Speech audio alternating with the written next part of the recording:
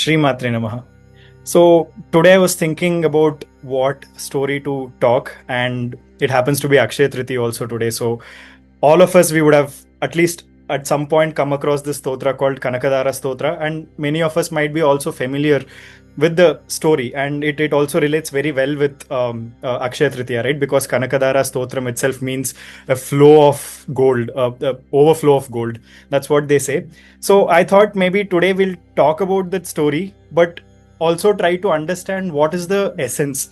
Does that stotra only focuses on that flow of gold, or does that teach something else, or is there anything that we can take away from the story? So the story goes like this. Many of you might have already heard it. So Bala Shankara or Shankaracharya, when he was a very small kid, he was just 6 years old. Some versions say he was 8 year old, but that doesn't matter. He hasn't taken sannyasa yet. He's in his hometown Kaladi, which is in the current Ernakulam district of Kerala. And all this story, where it happens, the place is still preserved. If you ever happen to visit, you can actually go to the house where Shankaracharya did this stuti. It's called as Suvarnatmana in Kerala, meaning the house of gold. So Shankaracharya is going and he's trying to collect food. He's going to each house and he's like, Bhavati Bhiksham Dehi. And he gets turned down by 3 houses and he reaches a very small house which is sort of broken, and it from outside itself Shankaracharya knows that these people, whoever is living inside, they're struck with daridra. In fact, the couple who live in that house, they were so poor and they were so not doing well in life that what they used to do is like, when the farmers leave behind fruits and all that things that are not good in their field, they'll go pick it up, and with that they'll cook whatever is available and then they'll eat. That's how much daridrita that they had in their life. So this is supposed to happen on a Dwadashi. Some versions say this happened actually on Akshaya Tritiya, but if you read Shankara Vijayam, it says that this is happening on a Dwadashi Tithi. And there's a reason for that. These people would have held a Vrata on Ekadashi, and they had to break it on Dwadashi. And Shankaracharya comes right at that moment. So the husband would have gone out. He would be like, we have to break our fast. Let me see if I can collect some food so that I can bring it home and we can break the fast. So he goes out. There's only this woman. At that time, Bala Shankara comes and he's saying Bhavati Bhiksham Dehi. Now this woman inside the house, she's so filled with grief, somebody is coming to my house and he's a very small kid. How do I even send him off without giving him anything? She's feeling so bad. So she goes around her home. She sees, what do I have at my place right now?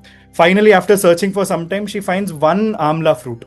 And that too, that amla fruit is half rotten on the side. It's not even a good amla fruit. She picks it and she feels so guilty, like, a kid has come to my house, he's asking for a dhanam and this is all I have. If she thinks that, if I had better amlas, I would have taken this rotten one myself and I'll give him the good ones. And there exactly is one essence already hidden. A lot of people, when we do dana, we try to give the bare minimum or whatever things that are broken or not in good shape. But this woman is showing what is the true essence of dhanam. She's like, I'll take the bad amla, but if only I had a good amla, I would give that to him. So that kind of captures the essence of dhanam, right? You try to give your best, not the bare minimum. So anyways, she had only that and she really didn't want to send that kid, Bala Shankaracharya, away. So she goes, she takes that fruit, she goes out, then she sees the fruit and she cries and she goes back in. And then she again goes, I have to give this. So she comes out, she again cries and she goes back in. So she's actually fighting with herself. She's like, how do I give it? Should I give it or not? Eventually, she kind of surrenders. She's like, this is my dharma. I have to give a dhanam. This is all I have, yatha shakti. So I'll go and give it. So she cries and she gives it to Shankara. Shankaracharya is noticing all of this. Even though he's a kid, we say, right, Shankara Sakshat. He is Shiva himself. So he's noticing everything. He's not missing anything. So this woman comes and she surrenders to Shankaracharya in the sense that, this is all I have. This is all I can give to you. Please accept it. So Shankaracharya takes it. And now he's also moved. If she had this fruit, she could have broken her Ekadasi fast, but she's giving it to me, which means she cannot break her fast. Her vrata will get khandan. But then he takes it now. He's like, I have to do something for this woman. And he starts this stuti. Angam Harehe Pulaka Bhushanam Ashrayanti. So he sings of Mahalakshmi. And this is the beauty of Shankaracharya. Whatever Devi Stuti he does, there is always a similarity in everything. You cannot say that, Kanakdhara Stotram is separate, Saundarya Lahari is separate. He'll just show that he's worshipping that same divine mother, whoever it is, that Jagadamba is only he's worshipping. For example, in Kanakdhara Stotram, Kanaka itself also means Saundarya in some translations. And Dhara means a flow of Saundarya. And his other popular work is called Saundarya Lahari, wave of beauty. So in the name itself, there is no difference. He's worshipping the same goddess. And the way he starts these stotras are also almost similar. In Kanakdhara Stotram, he says, Angam Harehe Pulaka Bhushanam Ashrayanti. He's first bringing Hari's name because Lakshmi loves Hari. And in Saundarya Lahari also, Shiva Shaktya Yukto. So he's bringing Shiva first, even before he's bringing goddess in. So that is the thing that Shankaracharya does. In fact, if you read Kanakdhara Stotram, except one shloka, all the 21 shlokas have some reference to Hari, his name or his form. Somehow they would have referenced it. Adi Shankaracharya would have referenced it. That's how much he knows the goddess. He knows that, if I have to call her, I have to first praise Hari. She loves him so much. She lives in his heart. So he does this stuti. And Amma appears. Obviously, Shankara is calling favorite child, God's favorite child, they tell, right? So she comes and she's like, this entire conversation is captured in this book, Shankara Vijayam, and it's so beautiful. She comes and she's like, Vatsa, oh kid, what do you want? Ask me. And Shankaracharya says like, Amma, there is this woman who's really kind. Can you please remove a little bit of her daridrata? Shankaracharya is not asking, please make gold flow into her house. He's asking, remove a little bit of her daridrata. And here there is a divine leela that is going on, because Mahalakshmi Amma says like, but Shankara, one of my names is Dheergakshi. I can see far-sighted things, I can see into future, into past. I see the lifetimes of this woman, and in no lifetime she has done any dana. In no lifetime she has shared any wealth. Not only this woman, that entire couple. I cannot find one karma with which I can find an excuse to bless her. So again, she's also doing a leela. One of her names is Kataksha Kinkari Bhuta Kamala Koti Sevita. If she wants, just with her Kataksha, she can command Koti Kamalatmikas, Koti Devatas of Aishwarya to serve her. But she is saying like, I cannot do it. The leela that's happening here is very simple. Sometimes to prove some tattva or to prove some philosophy, gods behave like this. For example, when Shiva said everything is Maya, and then Mata Parvati disappears, it's not like Shiva was saying it out of arrogance. He knew that this will lead to the Pradurbhav of Devi Annapurneshwari. He wanted to show that quality of Devi, so he acts a little, everything is Maya. He takes it on himself. So here Devi Lakshmi is doing that. She's like, I can't give it, as if she can't. So what Leela is happening here is this. She wanted to highlight the Guru Tattva. So the woman, when she brought that amla fruit and she gave it to Shankaracharya, she surrendered. She took him as his guru and she's like, this is all I have. Shankaracharya also now stepped up. He's like, I will be your guru. And look what a guru is doing here. God is coming and saying, it is not in your fate. But a guru is going and fighting against God, saying that my disciple deserves this. Lakshmi is saying there is no fate that I can give her wealth.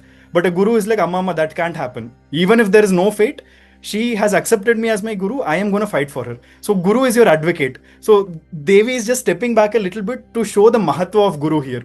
So Shankaracharya also does that. He shows, Amma, I don't know about all the previous karmas. I can't even see what her previous life is. But one thing I know, in this Janma right now, she has given me one amla fruit. She has given a danam to me. Whatever the phalam of this danam is, give it to her, please. That's enough. Please take this one act of danam as her punya. And again, now Lakshmi Devi cannot hold it back. The Leela is done. Shankaracharya has proven his point. The Stuti is done. So one of her names is also Dayardra.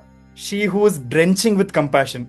So she is like, okay, fine. Now I'll make it rain golden amlas. And it looks like, the roof of that woman is getting shattered so that all the golden amlas can fall in. That is how much she is willing to bless.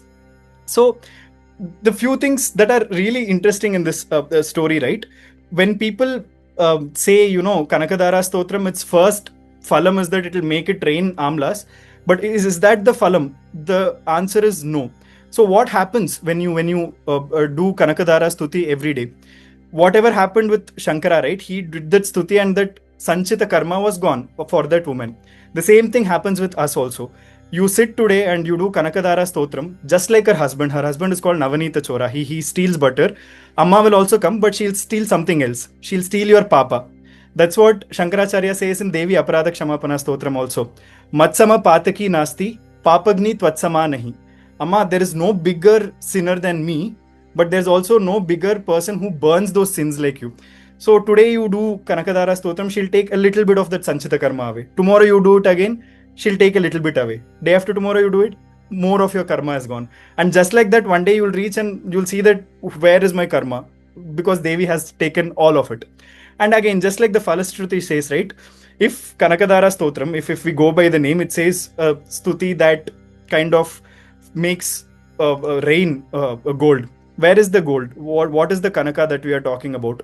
Again, what we are not realizing is that Kanakadhara Stotram is itself the wealth. So Devi gives so many bhikshas to people that she wants to bless. For example, here she gave the bhiksha of gold or wealth to the woman.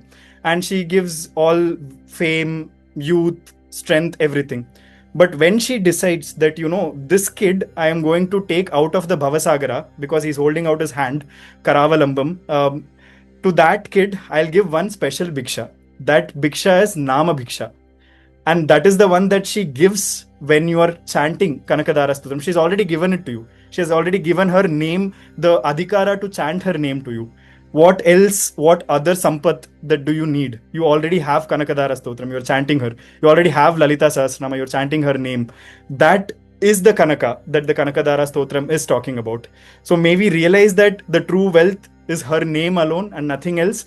And just like how the story captures the essence of Dhana, may we also be, generous and share our gifts, because that's the only way we get the grace of Mahalakshmi.